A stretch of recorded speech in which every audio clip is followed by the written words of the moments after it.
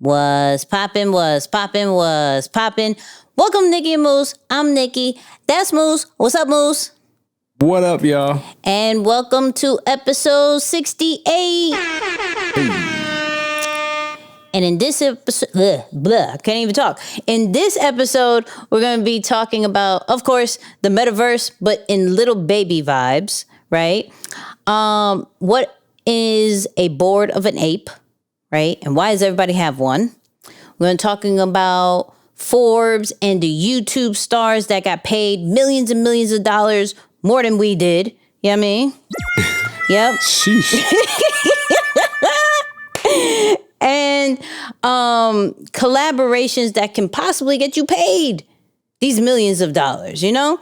Moose, how are we feeling about this episode? Hey, look, if you don't come from old money, then you got to figure out a way to get some of this new money. And this is it right here. Let's get into this intro. Two kids from Queens, cut from a different cloth.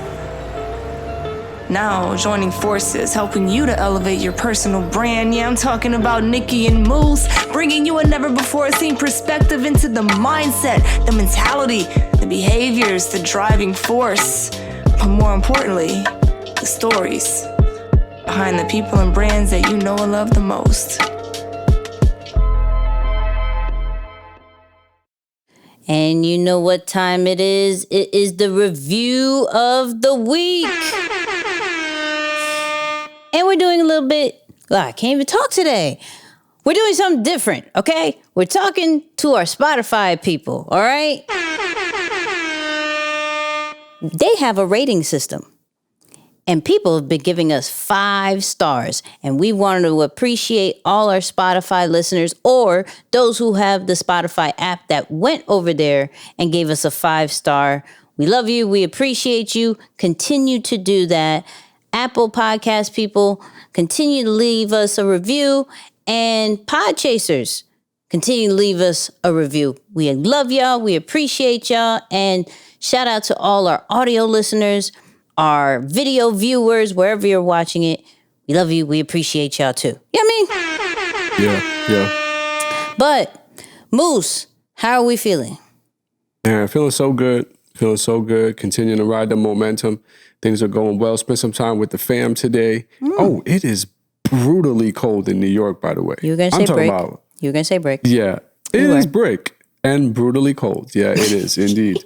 Brick and brutally cold. Man, it was like, I want to say almost 10 degrees or so today. Wind chill of about 0. Why did I just... Yeah, it was crazy cold. I'm not one to typically complain about the cold, but I'm like, dang, this is like disrespectful cold. But yeah, we managed to stay inside. Thank God for like cars that you can start from the remote or from your phone. That's a major advantage because you get to the car, it's already somewhat warm. So thank God some people for that, need to add that on. That came with your car, right? Yes, it did. Yeah. That's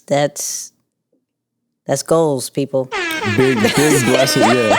That's goals, people. My Honda doesn't do that. But I'll tell you, a big blessing though, man. Big blessing is so worth it in the winter. If you live even if you live in a warm state, because you could do the same with the AC. Yes. Because a car could be brutally hot in the summer. But feeling good though, man. Really excited and continuing to build the community-based business model. I've been talking about that a lot. You know, not just happy that I'm good or we're good or the circle is good, but really being intentional about pulling people with us. Like, yo, who can I? Oh, you know what? Come on, all right, just tapping people in. Like, come on with us for this ride. So, yeah, man, grateful and really happy to be on this new setup too. I don't know if you could tell, but I'm feeling kind of presidential. I'm sitting a little bit more elegant and proper. Okay. I did this lighting setup by myself, but thanks to Nicky for the camera and about a year and a half of coaching. Yo, you know what's crazy? Okay, last thing real quick. I remember one of the first Facebook Lives that I did. Yes. I had a clamp light desk. You know what I'm talking about? Like those light reading lights that clamp onto whatever your bedside or something. I remember when we did like a Facebook Live, I was like, yo, I got no lighting and I look terrible. So I was using my computer computer camera, and I clamped the light onto the side of like whatever I had right there. And midstream, we're live, it just goes gang. And I like freak out. you're like, are you okay? And I was like, yeah, no, it's fine. It's good. I'm just looking at that to this. It's like, wow, you can't start here day one, but you sure can get coaching and make some investments and learn and be consistent and work up to this. So yeah, I'm grateful for you, man. This has been a heck of a ride, and I'm just excited about tonight. And I got my mug, so hey, listen, I'm proud of you. I just want to say I am proud of you. That's all that matters. You know what I mean? Thank you so much. That's all that matters. Yeah. For me, I have been getting in a routine of meditating in the metaverse. You know what I mean? Shout out to those who have an Oculus. This is not a sponsorship or anything like this. Should be. We'll talk about that offline. But I think the funniest experience, I don't know if anybody else has it. Supernatural is the app, right? And Tiffany Haddish is a guest trainer on this app, right? Now, meditating with Tiffany Haddish is hilarious. That's gotta be funny. I was about to say, that's hilarious. Right. And boxing with Tiffany Haddish is definitely way more hilarious, because meditating, she has to be a little bit more serious, but you can still hear like the ratchetness come out. So it's like, oh, this is distracting. I need to do another one because this is hilarious. It's like, but I think I was in Egypt. I saw the pyramids. I was in temples. She had me meditating in this really nice green area of like a lot of mountains and everything. It was really dope, right? Wow. That's my whole thing. I tried. The goal is 10 minutes in the morning, 10 minutes at night. In order to have 30 minutes in the morning and 30 minutes at night, I'm trying to reach that one so I can have a full hour of just like calmness for the day. That's my goal. No, that's good. Yeah. That's what's up. That's really good. And then my little boxing a little bit afterwards. Ooh, boxing was fun. I almost punched the kitchen counter yesterday, but it was a lot of fun yesterday. Did you do the Creed one?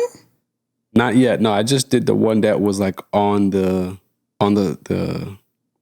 platform or on the software itself. Oh, I haven't even done that one. I went straight to Supernatural and Creed. So you need to.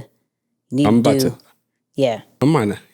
Let's see what time we wrap up tonight. It's a little late, but I might go punch some people out. Oh, listen! Shout out to Moose, because he finally got an Oculus. Yeah. All right, finally got an Oculus. Finally unboxed the Oculus. Oh, well, that too. We had him in the co-working space, and he was like, "Oh my God, this."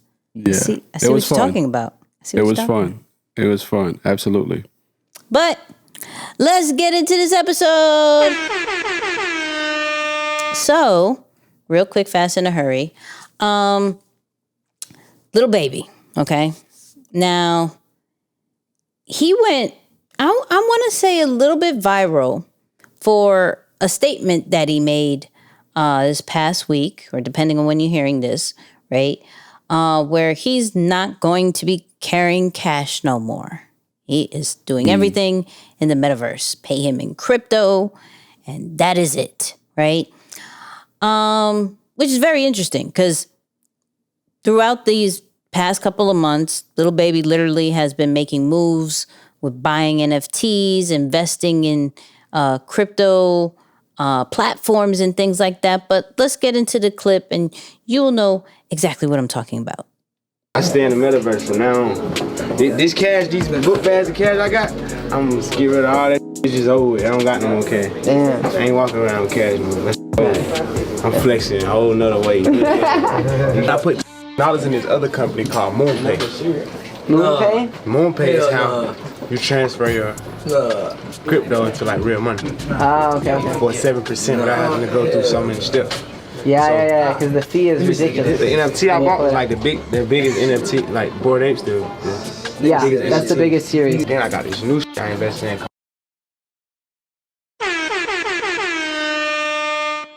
So,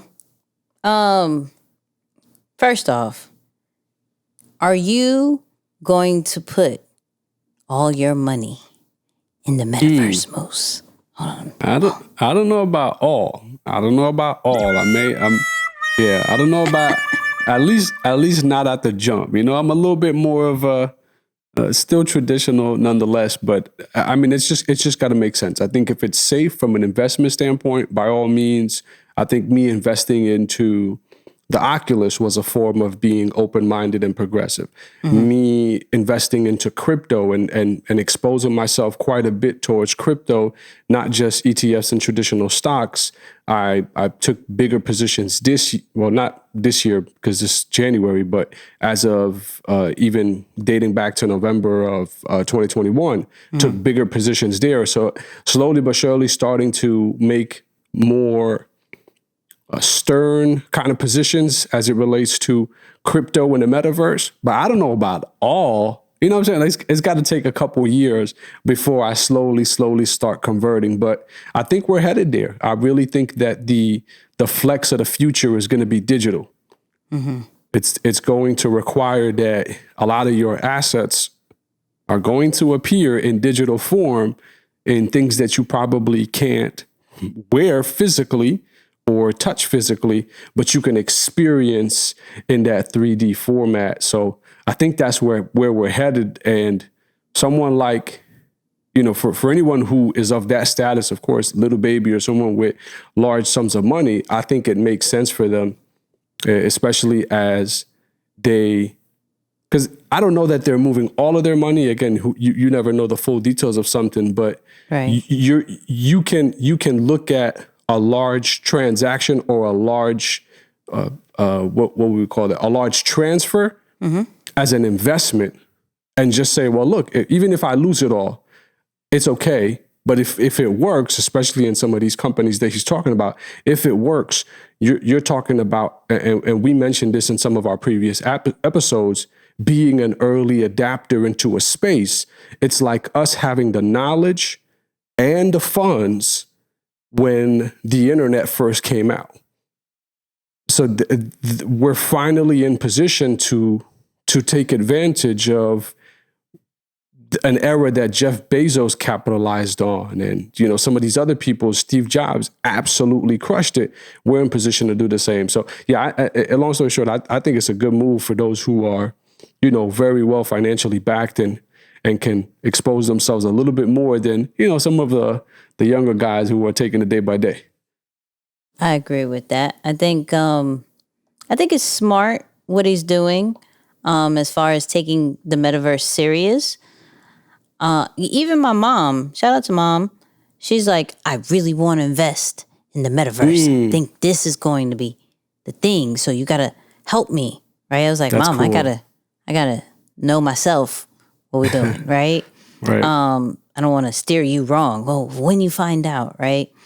So the fact that I don't know if I agree with putting all of it in there or whatever your amount, I do believe at least that he's seeing it and he's seeing the importance of it. I think that's pretty cool. Now, got to talk about Bored Apes. Everybody's buying this monkey, this ape, right? Changing their profile pics. And it's like they're a guap of money, okay? Yeah. So we're talking about, I think the bare minimum right now is like 71 Ethereum.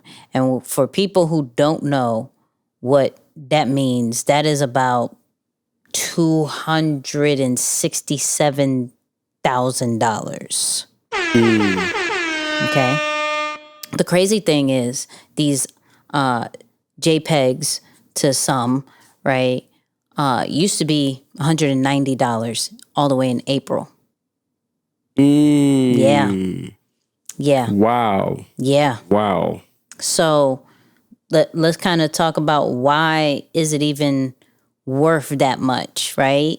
And it goes with two things. It goes with who has it and community, right?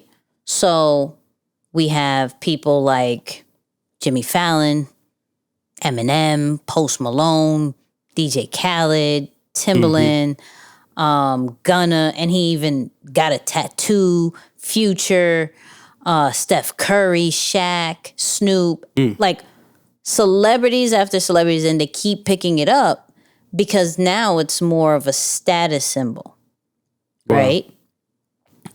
Also, they have not only like from a NFT standpoint, you get access to other airdrops of other NFTs that are going to be worth a lot, but they have exclusive events for Bored Ape holders.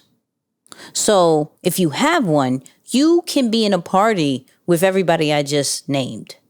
You know, so it definitely becomes like if you sell it, you're selling your network access now. Ooh. You see what I'm saying? Yeah. So when you have something like this, it's now looked at like, oh, you are part of an elite society, an elite club. And so where some people may pay so much to be in these masterminds or go into these parties and things like that, you're now paying for something that you can clearly show ownership in.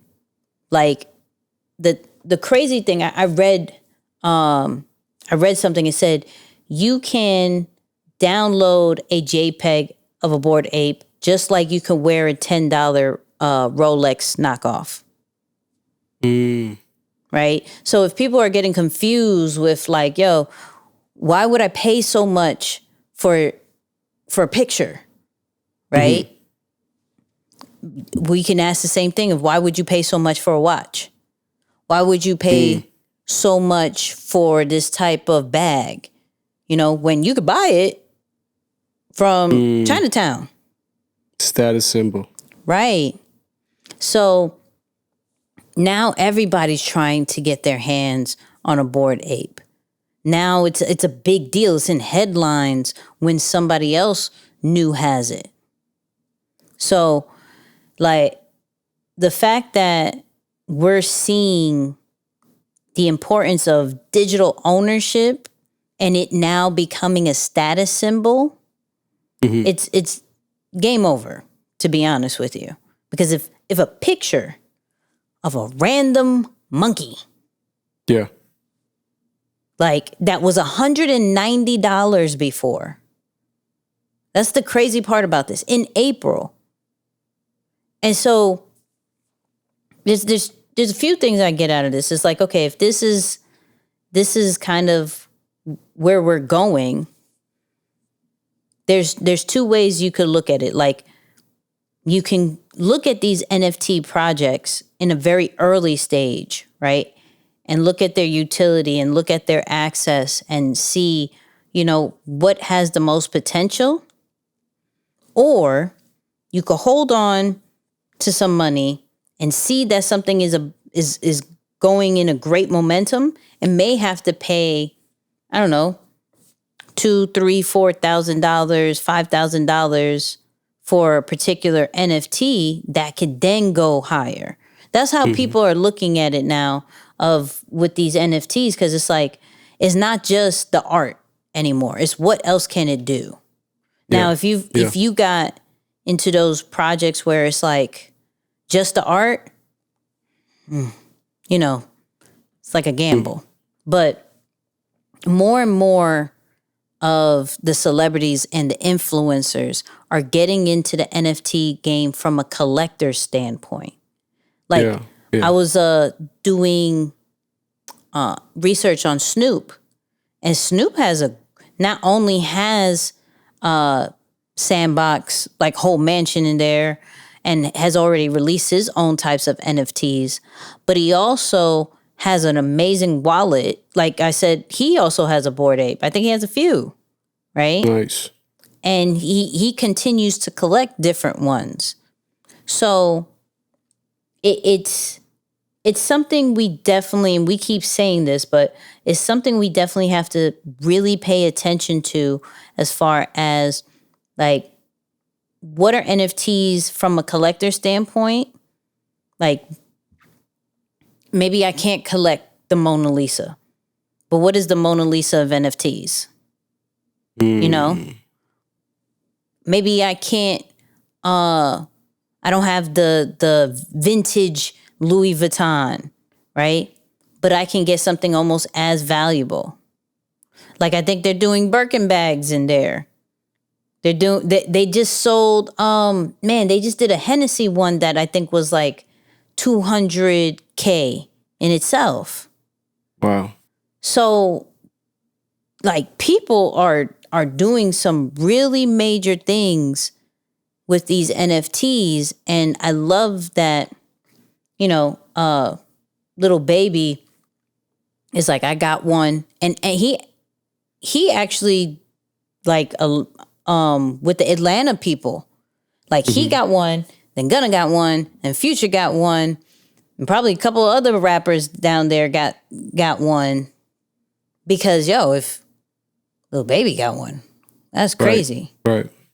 Yeah, it opens it up to a bigger demographic. I mean, the big entrepreneurship lesson that's wrapped in there, though, and of course, I'm going to speak to one of your favorite people. I feel like Nip was so ahead of his time because this is showing us that you don't have to place value in the physical item or the product that you're creating. You can allow that to be a means of exchange. It's almost like an ID. If you think about it, like your driver's license, that's what the NFT represents. But that ID allows you access to those, like you mentioned, specific networks. So yes, while I can print it for $10, that's not where the value is stacked. The value is stacked in being able to network and connect and gain access to these intimate gatherings or unique elements that specific NFT is presenting. So I think that's a big lesson for some of our entrepreneurs who are listening to this. You need to start thinking about, how can I place the value of what I really bring to the table, not just in the physical product that I'm trying to sell, but attach something to it that it's going to create a bigger value or a bigger exchange down the line, and it actually enriches the experience in the process. So yeah, I think that's something that we should definitely take away from this as well, because if you're uncomfortable or you're not in a financial position to take advantage of something like a Bored Ape, not to mention there are other price points that you can enter at, right? There are obviously a ton of other projects that somebody can support or invest in, but you can think about seeing how this trend translates to your business and how you can make those moves there. That's facts. So if you're going to go buy Bored Ape Yacht Club NFT, just understand you're about to spend a lot of money. A lot of money. All right. A lot of money. Anyways, let's get into this next topic. Forbes put out their, I think it's like 10 people, right? Highest paid YouTube stars of 2021. And of course, Mr. Beast is number one. We've gone over him, I think 1 or 2 times so far. He's made $54 million. Right? But the person that I really wanted to talk about when it comes to this list is number 6, who is a 7-year-old, right? Making $28 million. Wow. What? That's incredible. Beat Ryan, by the way. Ryan's still on the list, but I think he's number 7. So this chick what's her Nastia? Sounds horrible. but that's her name, is 7 years old and actually has multiple brand deals, merchandise, an NFT collection, and did something interesting that I didn't know YouTubers were doing. So there is this company called Spotters that is buying up creators' rights to their old YouTube catalog, which sounds very music industry-ish, because we've gone over that with like Tina Turner and a few other people, right? Just buying up their catalogs. And so now they're saying, oh, we don't have to only do that for music. We could do that with creators as well. Wow.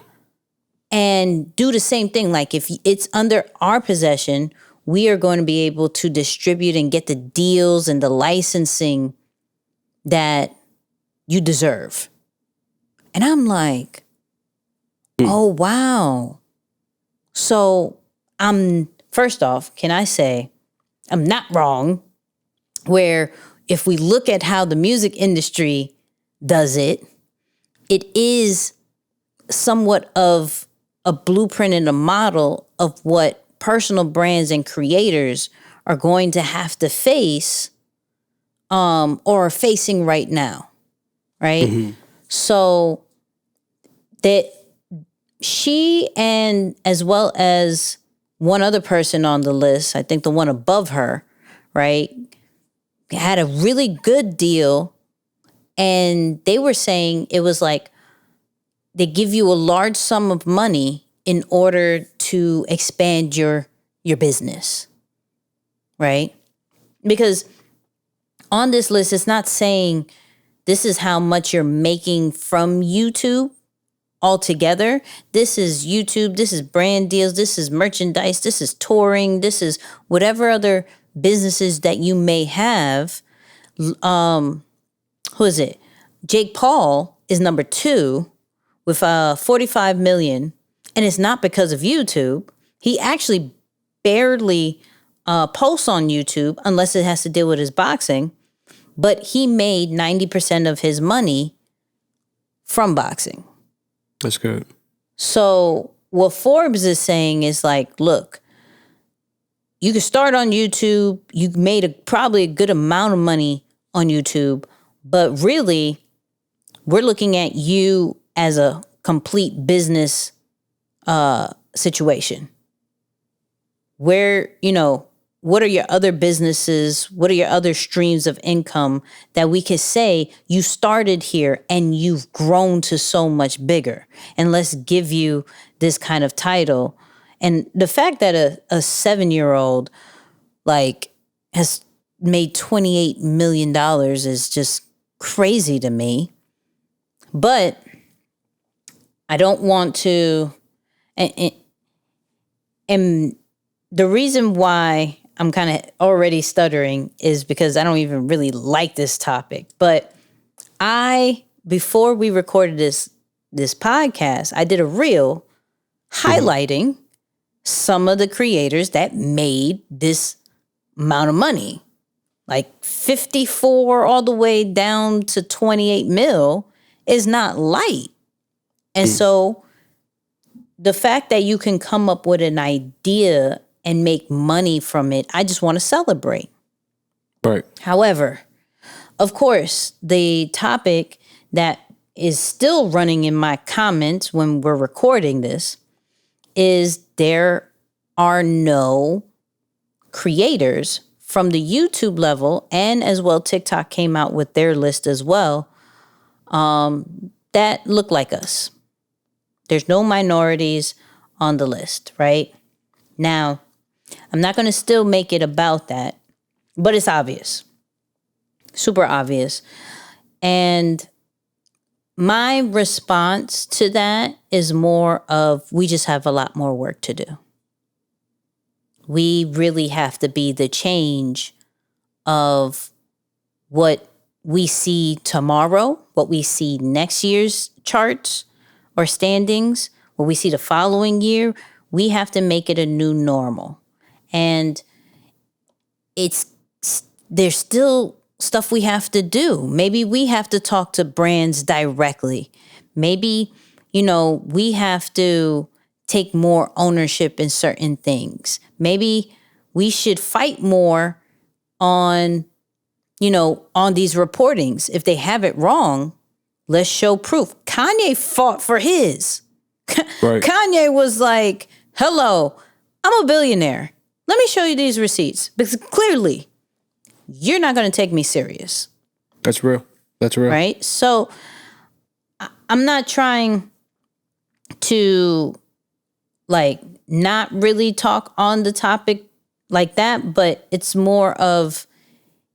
really about how do we fix this? Well, yeah, I agree with you, Nixon. I got to start here. Eventually, we're going to have to stop guilt tripping every single time this conversation comes up.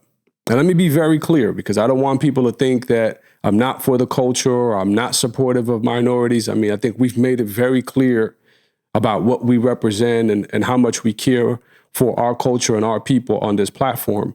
But my point is, every single time we make that the key issue, we are responding to a trigger, and triggers are in some shape or form connected to unaddressed trauma.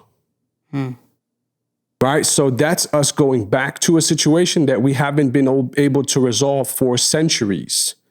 And notice, the other community, I'm just going to call them the other community never comes on our platform and says, hey, how come you're not representing my people on your platform? Right. Why is there not representation of us on your? Because they're busy building their own.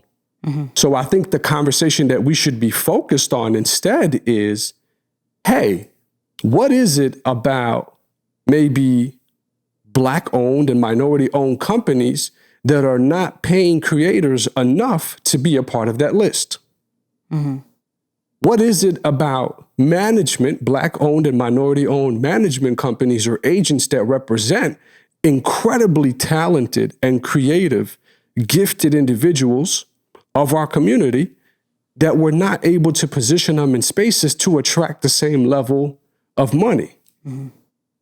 Now, we've seen some people take this path on their own. You got to give an incredible shout out to Steve Stout, Maverick Carter, and LeBron James and their camp, because they're taking it into their own hands between United Masters and I think it's called Spring Hill Entertainment or Spring Hill Cup.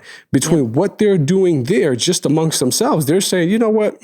We're not going to have this conversation. We're going to build the company. We're going to build and scale the platforms that eventually, when we invite our talent, the only conversation that's left to have, Nix, is, are we as minority-owned companies that have the platform, are we going to compensate our own people fairly and equally so that they can make these lists? So that's the part of it that I would say, that's the conversation we need to be having. How can we have more of these ownership dialogues to create and put ourselves in position that we're not guilt tripping every time? And then we can just simply go out there and compete. Not complain, but we can go out into the marketplace and compete. Yeah, I think, and shout out to, we've spoken lightly about them, Fan Base and Isaac Hayes the third. He spoke on it, and Fan Base is Black owned, so of course he's going to speak on Black creators and minority creators, not necessarily making the list, but I like what he's doing because he created a platform. Well, right. That's not going to be the problem here. So I'm not sitting here saying there isn't a clear unfairness that's happening. However, I'm more saying we just got to be the change. We just got to, we got to make sure that this doesn't continue to happen, or we just take our talents somewhere else. If we don't like these particular platforms, where will we be appreciated? Do we create our own and support our own? Yeah. So 100%. I will say this, and this may not be a very popular thing, but if you don't like what TikTok put out and don't like what YouTube put out, then jump on Fanbase and be the change. Come on. You know? Come on. Go where you will be celebrated instead of continuing to kick and scream at a place that doesn't necessarily acknowledge you. If it's such a problem. But 9 out of 10 times, they'll start right there. Yeah. Why? Because the audience is there. They're not going to go, it's not everybody, but some people are not going to go where, yes, the beliefs are great, the purpose is great, but the audience isn't there just yet. Mm-hmm. So if you have such a problem, go on Fanbase. Go on a platform that is looks more like us, and that's perfectly fine. But until then, find another way to create a solution. Figure out, and I put it on my post where I was like, this is an issue, but let's look at the blueprint that they're laying out and let's apply it. Let's figure out how to go all in on merchandise, all in on brand deals, all in on these different particular deals with Spotter, and those different types of companies. Let's go all in on NFTs. Let's go all in on other different events, touring. Mm-hmm. Let's go all in on that to the max, understand our analytics for YouTube in order to create the retention that we need, in order to create the niche audience that we need that can get the max AdSense. So when numbers pile up, we're at the millions. We're at the 28, the 30, the 40, the 50. We're at that. But if we're not doing all of that, can we sit and complain? Because we're sitting and complaining, and we can't even name a creator who is supposed to be making that much right now. We're just saying there needs to be more Black creators or minority-based creators. But who are you speaking about directly? Like, that's all I kept hearing was, where are the Black creators? Which one? So we could all fight. But You're not saying which one. You're just saying Black creators. Where are their receipts? And do they even want to be recognized? Maybe they don't want to be recognized. If we think about the Grammys and stuff like that, there are a bunch of artists that don't want to be recognized with the Grammys because of the politics. That's a good point. There's some people who don't want to be recognized because of politics. Or I don't necessarily need to be on these particular lists. I know what I do. Right. I'm not here to... Right. I mean, I could just imagine people from our community say, I don't want the IRS knowing I'm making this much money. It's like... Off of videos. Come on. Yeah. It's like, as a matter of fact, I don't want people in my community knowing I'm making this much money. Right? I think that there's some truth to that. But I do want to say this too as well. There is a lot of information out there that we can no longer be lied to or misled. Just by listening to this clip alone, or if you just read or consume any level of content, you're given the game. Every single time somebody out there is willingly and openly sharing with you their blueprint, which automatically is putting you ahead of them because you can no longer be lied to or misled whenever you're dealing in business. So just pay close attention to what this young girl did by almost diversifying her portfolio or her income streams by partnering in so many different areas. Yeah. So yes, she is a YouTube star and was probably first maybe blew up on that platform. But think about how many other revenue streams came from from leveraging that one skill set or that one platform. So this should really inspire us. And I know that it's boring and sometimes can be mundane, but I'm challenging a lot of us to make 2022 one of our goals should be being consistent in boring things. Mm-hmm. We talk about consistency all the time, but let's be consistent in boring things. One of those things being business fundamentals, right? Understanding operations, understanding finance, understanding business development, because that stuff is boring. It doesn't have the same type of attractiveness and appeal that marketing and branding has. But you know what? That's the difference between somebody landing on number one on that list and not being mentioned on it at all. See what you did there. But let's get into this next topic, which is still connected. So the Paul brothers are clearly on this list. And like we spoke about, there are different ways how these creators have gotten on this list from the different businesses and different streams of income. Now, Logan Paul actually teamed up with somebody who used to be his rival. So in the beginning of these influencer boxing, celebrity boxing days, right? Logan Paul had 2 fights with another YouTuber called KSI. And I think he actually lost the last one, right?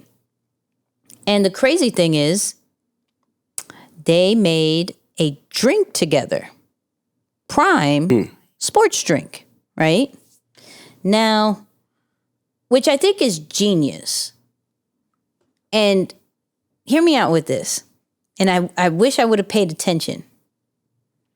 Is this, since his brother, well, both of them are doing great now, but since his brother is definitely doing amazing, is this something that they're drinking during the fights? No product placement. I like that. You feel what I'm saying?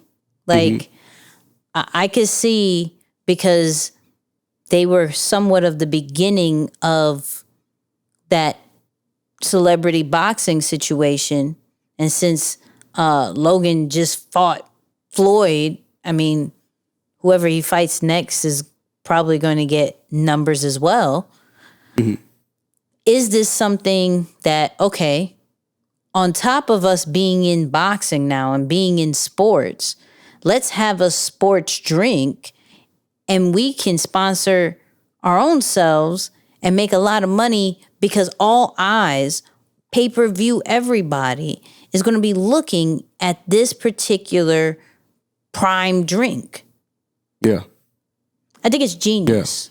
Yeah, it's a very good move. I mean, and you don't have to etch too far back or stretch your imagination too far back. We all saw the numbers that came out as it relates to Kobe Bryant and the body armor investment and how that translated for him. So for any athlete, especially high-level athlete who's on the biggest stage and has that much attention on him and can get into the beverage industry, can figure out the development and the distribution channels to get them out to the masses, I don't think you can lose.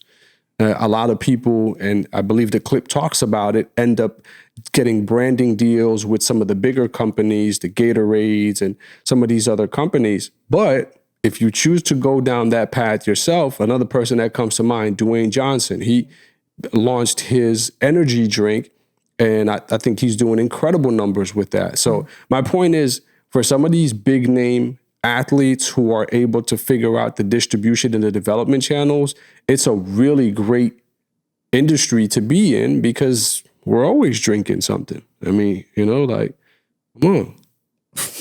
What? For my audio listeners, he just picked up his cup and drank something. So if not just any cup, Nix. Not just any cup. Let me just show you. For our audio listeners, it has his name. It says Moose. And it's a Nicky and Moose mug that's not available anywhere else. Thank you so much. I just needed those specifics. Like it's not available anywhere else. No.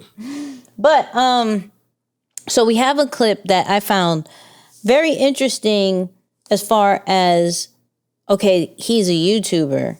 Like, he's getting into the sports drink industry. But I think he sees the gap and how to kind of beat the Gatorades in the world. So let's get into it. Understand, honestly. We made a better for you drink that tastes better. Yeah. So why the f- would we not overtake Gatorade eventually? There needs to be like a I don't know what it's like, a consumer and like cultural shift regarding hydration beverages that like we have to lead. Yeah. So the reason why I picked this clip out is because bump that it may taste better. That's really an opinion, right? Mm-hmm. But him understanding that him and KSI has culture, right? As part of their advantage, where Gatorade may not have culture. They just been so in the game and have dominated for so long with every sport that it is going to be hard to tackle. But if you make it more into what you know best, and for Logan, that's more of the influencer kind of way, mm-hmm. then you may have a chance of the newer generation bringing that into their sport, bringing that into what they're doing. Or maybe what they could kill is like, this is the drink for gamers, you know? This is the drink for the metaverse. Like, this is what they're like, while you're playing in the metaverse, this is what you're doing. Like, there's different routes that they can definitely dominate that can then, you know, transfer into what's happening with Gatorade. But that's understanding what he has to offer and what they have to offer as partners, right? Mm-hmm. So it's not, because I know, and you can speak on it, where when it comes to products and services, a lot of people lean on, it's better. It's the better one. It's great. You know, bump what they've been doing for years. This is a better thing. And sometimes it's not even about better. Yeah. What's more convenient? What's more of a status? You know, what's the easiest thing to do is way more important than necessarily it's better. Yeah, I think there's a bunch of products. I think the prime example is of course the battle of Android and iPhone. Right. You know, right. What is the better phone? That's up for opinion, right? But what's the most convenient? You know, what gives you a certain kind of status? I saw a meme like people definitely, when it comes to dating, look at you a certain kind of way when you have an Android. Right? Like, right. I'm not trying to text you with the green bubbles. Like, it's not It's not my vibe, right? Just looks different on my phone. Right. But if you make it convenient, if you make it a status situation, that changes everything. So from a business standpoint, right? When people are starting out, what do you recommend them as far as focusing on when it comes to the strengths of that particular product or service? Because like he said, my strength is changing culture with this, you know? Yeah. So. Yeah. Well, I think for a lot of people who are listening to this right now, one of the things to double down on is exactly that point. that we might think that culture competence or being culturally relevant and knowing about what's in, what's dope, what's popping, or what's trending, we can downplay that and think, oh, that's just something that I enjoy. It's a hobby, or it's not that big of a deal. It is a big deal because corporate has no idea what culture is like.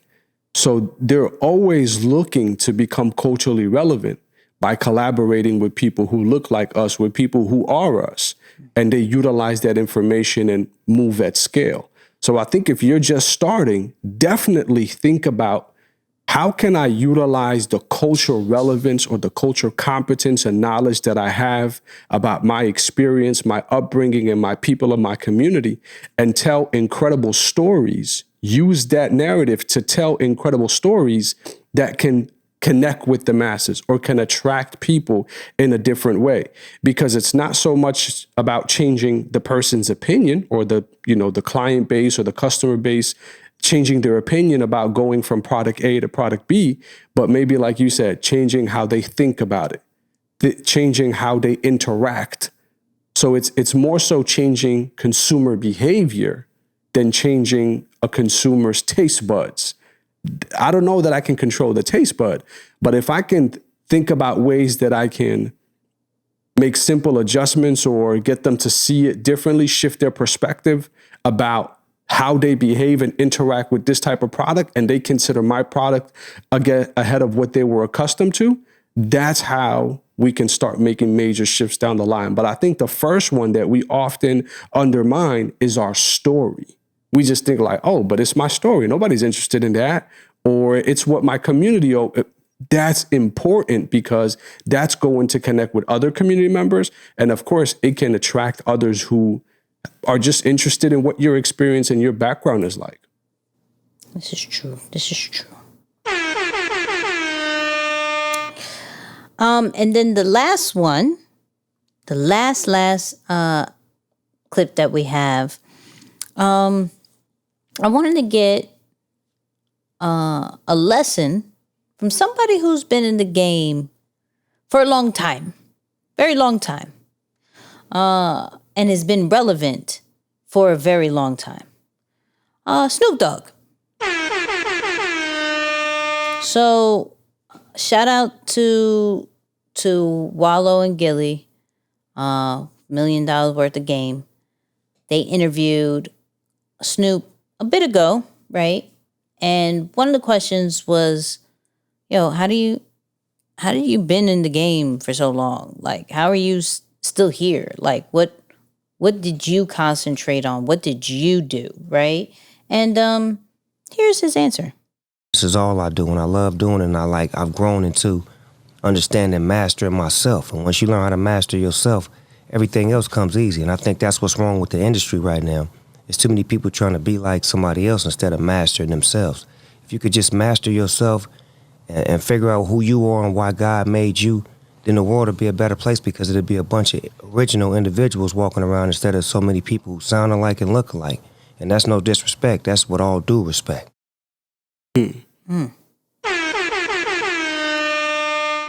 So I really love this message because it's like, if you're really trying to stay in the game, it shouldn't be hard because there's no one like you.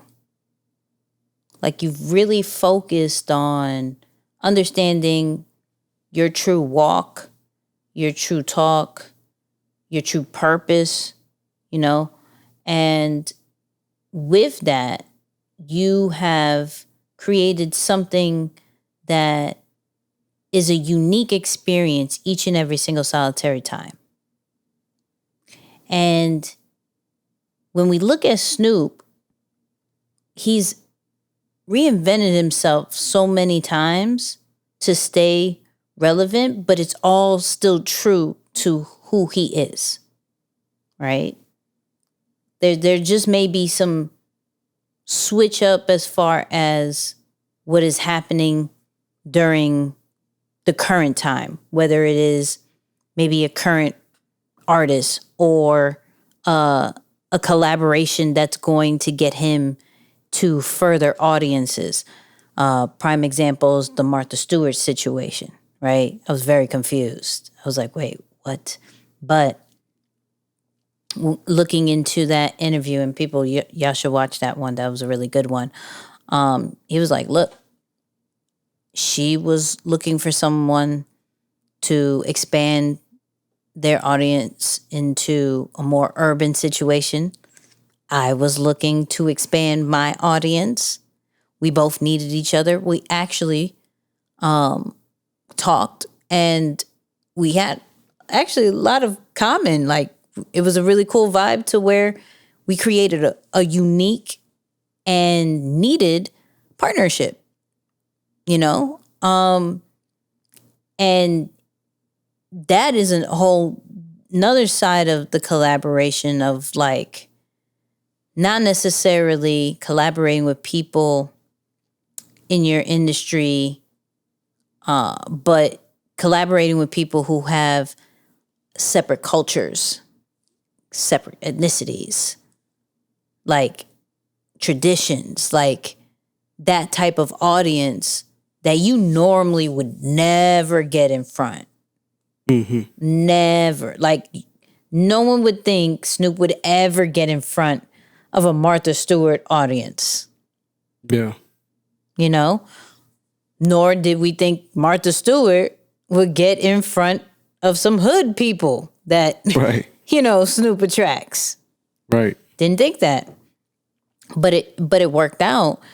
But that wouldn't have worked out if Snoop wasn't true to himself and was, you know, like, he could have conformed into exactly what Martha Stewart wanted, like, or was used to, and it would never worked because she wasn't looking for a her or someone who she's already collaborated with, right? And vice versa with Martha Stewart. So, like, I know we've preached about, like, just always knowing your true self. We've talked about the flight assessment that we're bringing up a little bit more recently, I've noticed. Shout out to the flight assessment, flightassessment.com. Y'all know the vibes.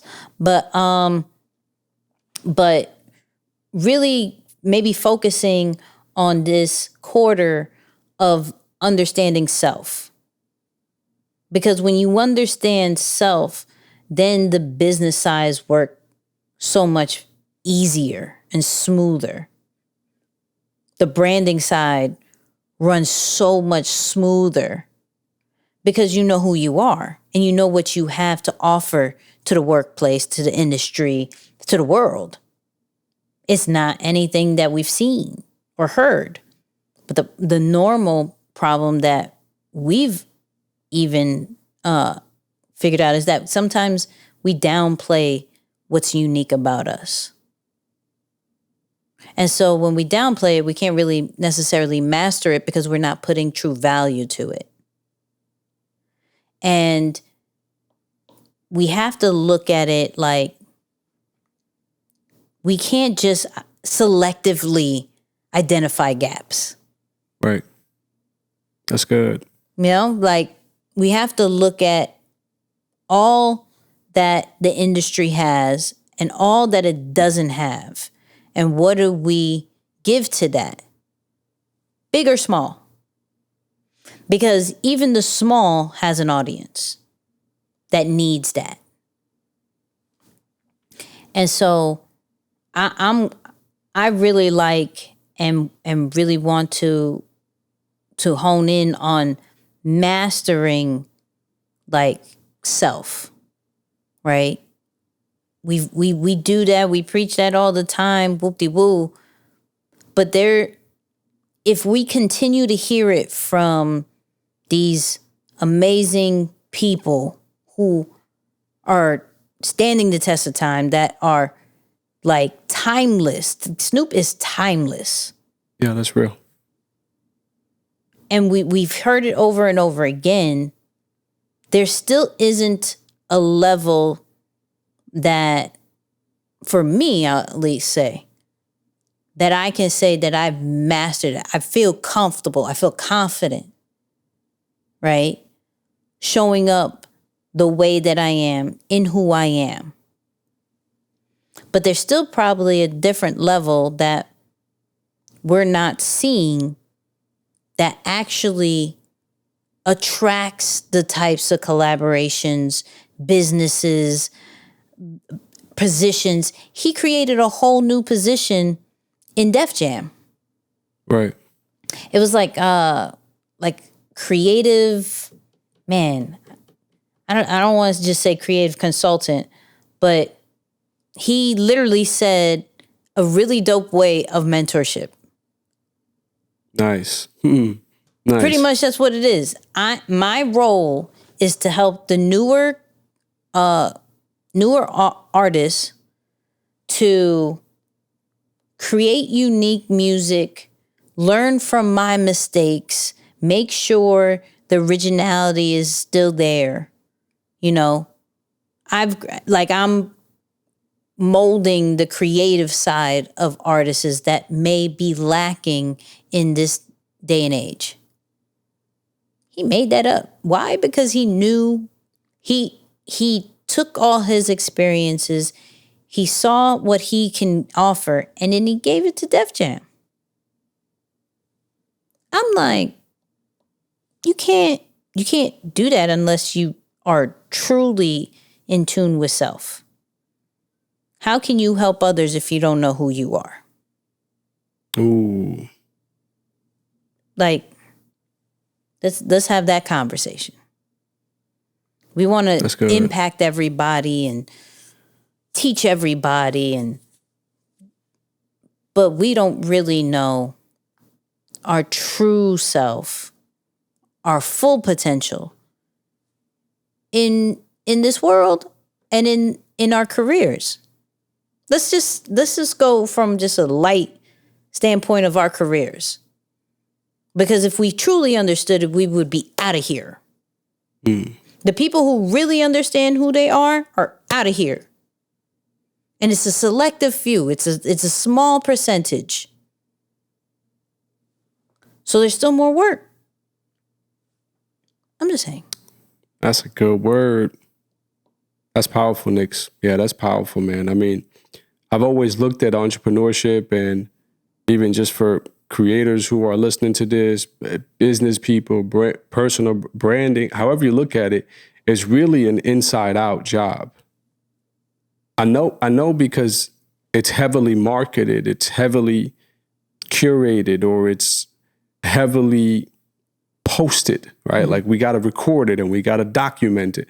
So because of those things, we think, well, I got to focus on the outside. No, it's an inside-out job. When you work from the inside out, you establish a strong foundation that no matter what happens, you can always come back to solid ground and not lose sight of your self-worth, your values, your beliefs, your confidence in the good days and the bad days. Because we don't want to just protect against the bad days. We want to protect against the good days too. Mm-hmm. Because for some of you who've experienced some level of success, you'll notice that success can change you and not always for the better. Some people like to say, well, money will make you more of who you are. True, but you can be exposed to a different group of people and they can show you success in a new way, and the arrogance might start coming out of you a little bit more. You lose sight of that humility that you once had. Yep. You know, I came on this platform and was kind of transparent on myself. And I said, man, you walked a little further than you're accustomed to walking at a speed that was maybe faster than what you've been accustomed to walking at. And you didn't take nobody with you. Go back. Right? Success can change you too. So we're not just protecting against the good days or the bad days. We're protecting against the good days too. It's about protecting against both of them. So the best way I can translate what Snoop is saying is innovate, don't mimic. Like, yeah, once you know who you are, it's easy to create new. It's easy to try things that haven't been tried before. But when you don't, what you'll find yourself doing, although you think you're innovating, you're more so mimicking what others are doing, what others have done, what others are trying to do, because you're trying to complete yourself or complete the missing pieces of you using somebody else's style, using somebody else's approach. And it's just not clicking. It's just not in alignment. So yeah, this is one of my favorite topics, but you definitely put it in some good perspective, Nix. Hey. Well, that is the end of this episode.